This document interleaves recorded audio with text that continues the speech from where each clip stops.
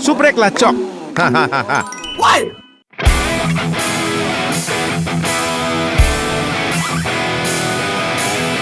MotoGP 2026 resmi menghadirkan kalender balap yang padat, menantang, dan penuh tekanan sejak seri pembuka hingga penutup musim.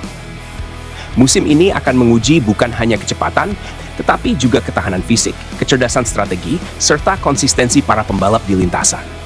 Dan inilah jadwal lengkap MotoGP musim 2026. Musim dimulai di Asia Tenggara. Seri pembuka akan digelar di sirkuit Buriram, Thailand pada tanggal 27 Februari hingga 1 Maret. Trek ini dikenal panas, teknis, dan sering menghadirkan drama sejak awal musim. Dari Thailand, MotoGP langsung terbang ke Amerika Selatan. Seri kedua berlangsung di Goiânia, Brasil pada tanggal 20 hingga 22 Maret. Sirkuit ini menuntut kestabilan motor di tikungan cepat dan ketahanan ban. Masih di bulan Maret, MotoGP berlanjut ke Austin, Amerika Serikat pada tanggal 27 hingga 29 Maret. Circuit of the Americas dikenal ekstrem dengan perubahan elevasi tajam dan tikungan panjang yang menguji fokus pembalap. Memasuki bulan April, seri keempat digelar di Lusail, Qatar pada tanggal 10 hingga 12 April. Balapan malam hari di gurun selalu menuntut konsentrasi tinggi dan manajemen ban yang presisi. 2 pekan berselang, MotoGP menuju Eropa. Jerez, Spanyol, menjadi tuan rumah pada tanggal 24 hingga 26 April.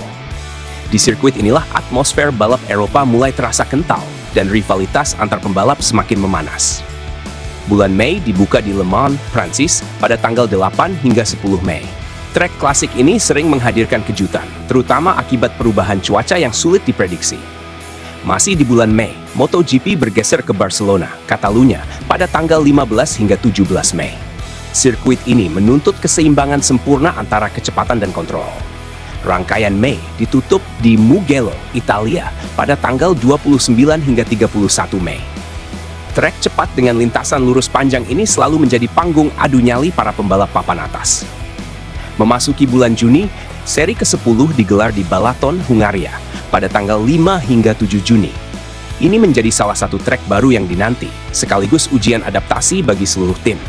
Selanjutnya, Brno, Ceko menjadi tuan rumah pada tanggal 19 hingga 21 Juni, sebelum MotoGP melanjutkan ke Assen, Belanda, pada tanggal 26 hingga 28 Juni.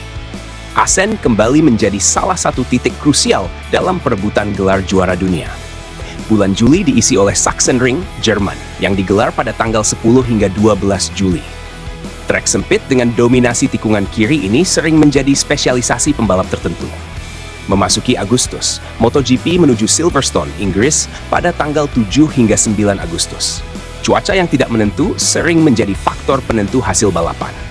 Setelah itu, Aragon, Spanyol menggelar seri pada tanggal 28 hingga 30 Agustus. Bulan September menjadi fase penentuan. Misano, San Marino digelar pada tanggal 11 hingga 13 September, disusul Spielberg, Austria pada tanggal 18 hingga 20 September. Di titik ini, kesalahan sekecil apapun bisa berdampak besar pada klasemen. Memasuki bulan Oktober, MotoGP kembali ke Asia. Motegi, Jepang berlangsung pada tanggal 2 hingga 4 Oktober. Setelah itu, sorotan tertuju ke Mandalika, Indonesia, SIA, yang menggelar balapan pada tanggal 9 hingga 11 Oktober dengan atmosfer penonton yang selalu luar biasa. Tur Asia Pasifik berlanjut ke Phillip Island, Australia, pada tanggal 23 hingga 25 Oktober. Trek cepat dengan angin laut ini kerap menghadirkan balapan paling spektakuler. Seri berikutnya digelar di Sepang, Malaysia, pada tanggal 30 Oktober hingga 1 November. Panas dan kelembapan tinggi menjadikan balapan ini sangat menguras fisik pembalap. 2 seri terakhir menjadi penutup musim. Portimao, Portugal, digelar pada tanggal 13 hingga 15 November, sebelum Grand Final di Valencia, Spanyol, pada tanggal 20 hingga 22 November. MotoGP 2026 pun menjanjikan musim yang panjang, brutal, dan penuh tekanan. Dari Buriram hingga Valencia, hanya pembalap paling siap secara fisik, mental, dan strategi yang akan bertahan hingga akhir. Kalender MotoGP 2026 ini jujur terasa seperti ujian hidup bagi pembalap. Bukan cuma soal siapa paling cepat satu lap, tapi siapa yang paling konsisten menjaga performa dari awal sampai akhir musim. Hampir tiap bulan ada balapan besar, lintasan teknis, cuaca ekstrem, dan tekanan mental. Pembalap yang terlalu agresif di awal musim bisa kehabisan energi di paruh kedua. Ini musim yang akan memisahkan pembalap hebat dan pembalap juara sejati. Yang bikin saya kagum dari kalender ini adalah betapa strategisnya penempatan seri Asia. Mandalika, Jepang. Malaysia itu bukan sekadar pelengkap, tapi benar-benar fase krusial penentuan gelar. Banyak pembalap Eropa sering kesulitan adaptasi dengan cuaca dan karakter trek Asia. Kalau tim tidak siap dari sisi setup dan fisik pembalap, bisa hancur di fase ini. Kalau lihat rangkaian trek Eropa di tengah musim, ini benar-benar zona neraka. Jerez, Le Mans, Mugello, Assen, Sachsenring beruntun. Disinilah biasanya mental pembalap diuji. Salah satu DNF saja bisa mengubah peta klasemen. Dan yang paling menarik, di trek-trek ini, sejarah MotoGP sering terulang. Yang kuat di sini biasanya calon juara. Musim 2026 menurut saya akan sangat berat buat tim satelit dan tim kecil. Logistik lintas benua, jadwal padat, dan kebutuhan upgrade motor akan menguras segalanya. Tim pabrikan besar jelas diuntungkan. Tapi justru di situ kita sering melihat kejutan ketika pembalap non-unggulan tampil gila-gilaan di trek tertentu. Sebagai fans Indonesia, Mandalika selalu jadi momen emosional. Bukan cuma karena balapannya, tapi karena sorotan dunia tertuju ke sini.